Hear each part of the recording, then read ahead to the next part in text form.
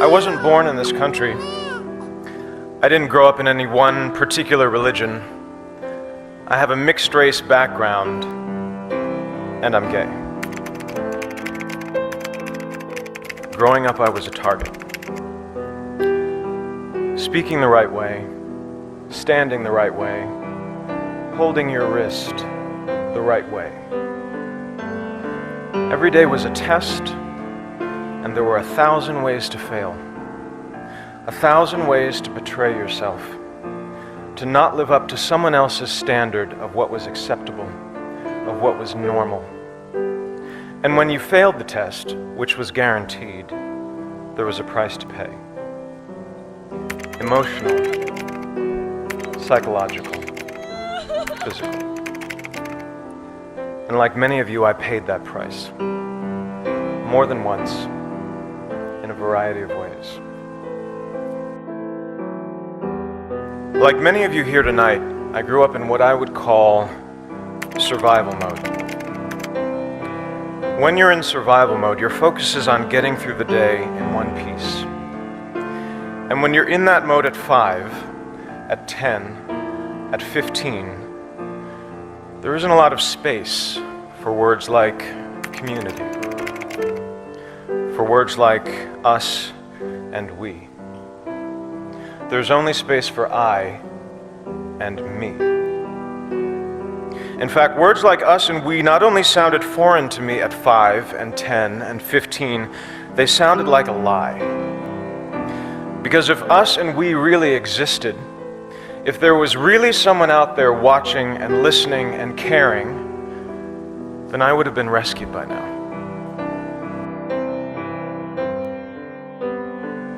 The first time I tried to kill myself, I was 15. I waited until my family went away for the weekend, and I was alone in the house, and I swallowed a bottle of pills. I don't remember what happened over the next couple of days, but I'm pretty sure come Monday morning, I was on the bus back to school, pretending everything was fine. And when someone asked me if that was a cry for help, I say no, because I told no one. You only cry for help if you believe there's help to cry for. And I didn't. I wanted out. I wanted gone. At 15. I and me can be a lonely place, and it will only get you so far. That feeling of being singular and different and alone carried over into my 20s and into my 30s. When I was 33, I started working on a TV show that was successful not only here in the States but also abroad, which meant over the next 4 years I was traveling to Asia, to the Middle East, to Europe, and everywhere in between. And in that time, I gave thousands of interviews. I had multiple opportunities to speak my truth, which is that I was gay. But I chose not to. I was out privately to family and friends, to the people I'd learned to trust over time, but professionally, publicly, I was not. Asked to choose between being out of integrity and out of the closet, I chose the former. I chose to lie. I chose to dissemble. Because when I thought about the possibility of coming out, about how that might impact me and the career I'd worked so hard for, I was filled with fear. Fear and anger, and a stubborn resistance that had built up over many years. When I thought about that kid somewhere out there who might be inspired or moved by me taking a stand and speaking my truth, my mental response was consistently, no thank you. I thought, I've spent over a decade building this career, alone, by myself. And from a certain point of view, it's all I have. But now I'm supposed to put that at risk to be a role model to someone I've never met, who I'm not even sure exists. That didn't make any sense to me. That did not resonate at the time. By 2011, I'd made the decision to walk away from acting and many of the things I'd previously believed so important to me.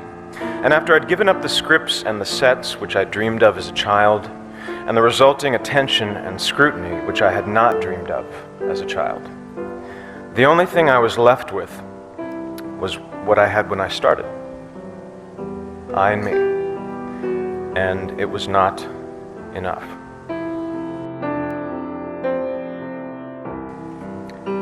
In 2012, I joined a men's group called the Mankind Project, which is a men's group for all men, and was introduced to the still foreign and still potentially threatening concepts of us and we, to the idea of brotherhood, sisterhood, and community.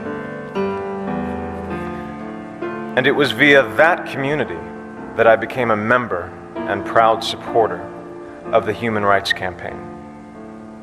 And it was via this community that I learned more about the persecution of my LGBT brothers and sisters in Russia. Several weeks ago, when I was drafting my letter to the St. Petersburg International Film Festival, declining their invitation to attend, a small, nagging voice in my head insisted that no one would notice, that no one was watching or listening or caring. But this time, finally, I knew that voice was wrong. I thought, if even one person notices, this letter in which I speak my truth and integrate my small story into a much larger and more important one is worth sending. I thought, let me be to someone else what no one was to me.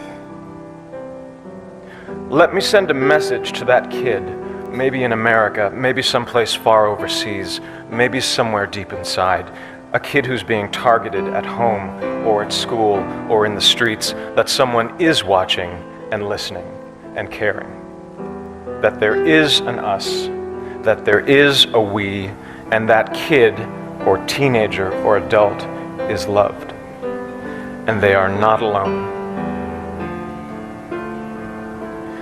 I am deeply grateful to the Human Rights Campaign for giving me and others like me the opportunity and the platform and the imperative to tell my story, to continue sending that message, because it needs to be sent over and over again until it's been heard and received and embraced, not just here in Washington State, not just across the country, but around the world, and then back again, just in case we miss someone. Thank you.